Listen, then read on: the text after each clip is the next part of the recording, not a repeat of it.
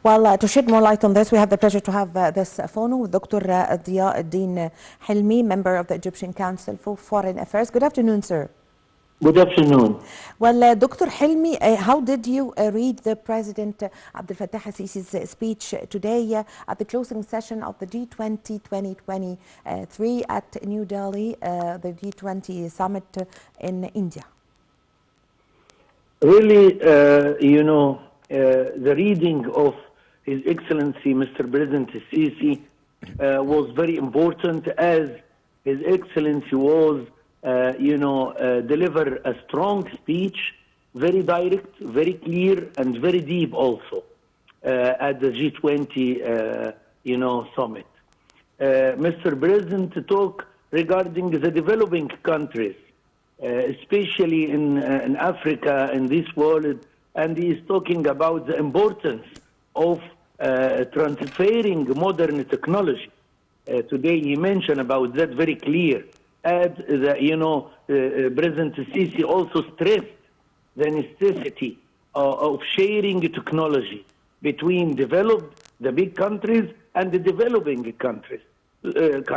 So that's a problem of unemployment maybe in the future if we talk about the new technology, if we haven't this bridge between the big countries and the developing countries. Also, he stressed about, Mr. Sisi, Mr. President, about, in the closing session, how we can highlight the importance of international banks and global financial institutions, the financing developing projects in countries, and how to help, because the loans is very, make a stress and the pressure for the developing countries. He talked about also the change of climate and how we can face it financially and with projects. It's really very clear and very firm, speech from His Excellency President Sisi today. Yes. So, Dr. Helmy, how did the G20 start, and how did its role develop? Really, the G20, started 1999, established in 1999, with the aim of discussing policies related international financial stability at that time. It's an international forum that began as governments and central bank governors, consisting of 19 countries around the world, and in addition to the European Union. The idea in the beginning was in Germany, at that time, 1999, in Köln city, and after that, in Berlin, 1999. Yes. So, Dr. Helmy, what are the G20 countries? Really, there are 19 countries, as I mentioned, and we can mention the names: Argentina, Australia, Brazil, Canada, China, France, Germany, India, Indonesia, Italy, Japan, Mexico, Russia, Saudi Arabia, South Africa, South Korea, Turkey, United Kingdom, and the United States. Also, the European Federation. And now it will be, from today, will be the G21, as also the African Union have joined. Permanently. Yes, I would like to hear your comment concerning the joining of the African Union to the G20. It is now like the European Union that have joined, of course, long ago. Really, for the African, it's very important to join the African Union. Especially now we have our sound, in this big and global summit. It's very important to be there. It's very important to join what's going on around. Africa is a very important region for the world, by the way. And at the same time, we should join our problems, share our ideas, so it's very important. And this is a very wise step from the G20 to have also the African Union with them, as it will be a very strong, member and very important Africa for the rest of the world. Yes. So how could the group or the G20 succeed in assuming the role of the World Economic Council? Really, from my point of view, till now, the G20 didn't do the homework, didn't do a good job. As we see, the crisis everywhere, and as you see, the security is not good. At the same time, we need or looking for a fair world for everybody.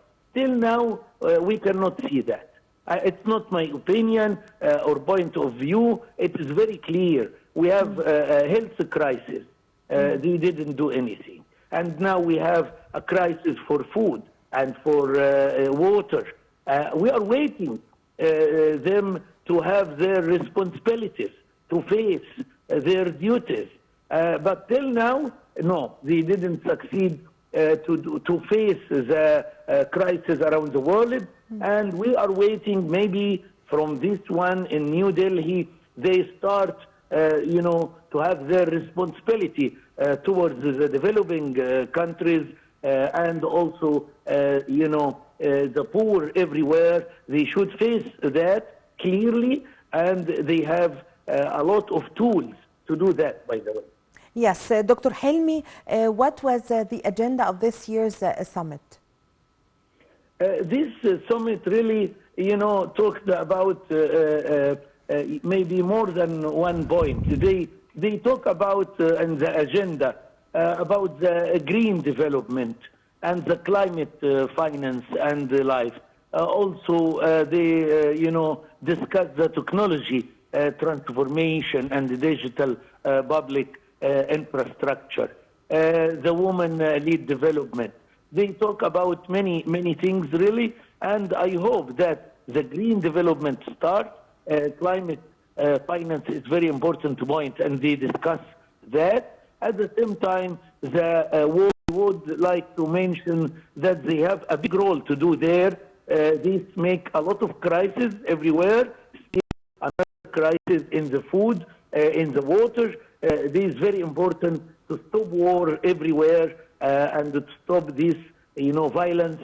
We are waiting, and they discussed already what I mentioned. Yes. So the significance of choosing as the guest of honor for this year.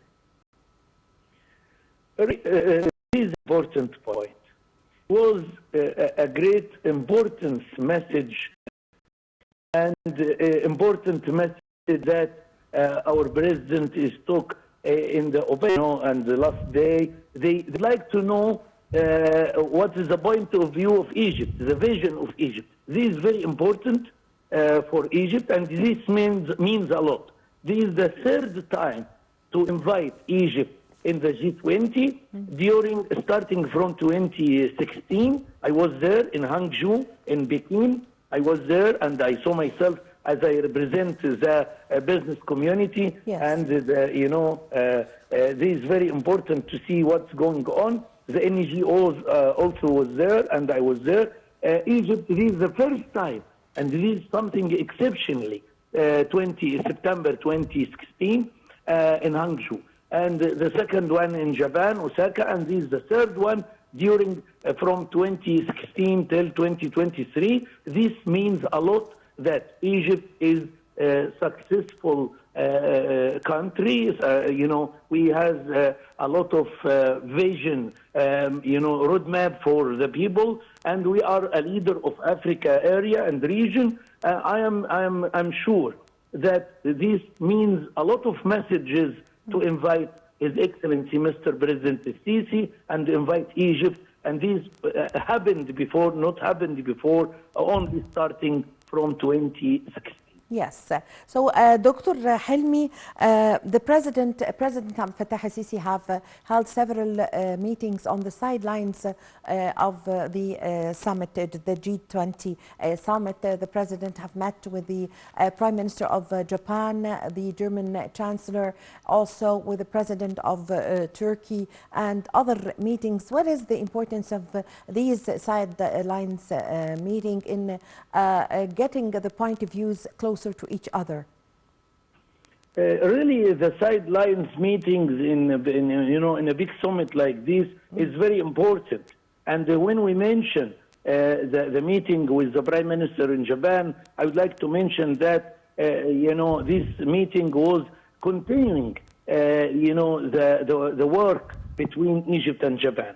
The political meetings between the leaders on the sidelines of the G20 summit are of a great importance as plans to confront global crises, are consulted, and the views of the leaders and participating countries on the issues raised at the summit are known. As for President Sisi meeting with the Prime Minister of Japan on the sideline of the summit, it confirms the continuation of consultations between friendly Egypt and Japan in light of the mutual meeting between the two presidents in 2023 in Egypt, in Cairo, and as an extension of the Japanese Prime Minister visit here, and what is the future plans at the same time with Olaf Scholz today, and also with the leader of European Federation. Yes. Yeah, all of this, is very important to discuss, to have the vision for Egypt, in the crisis everywhere we have already, and we are expecting in the future how to work together in this world to solve this crisis. Yes, I thank you very much.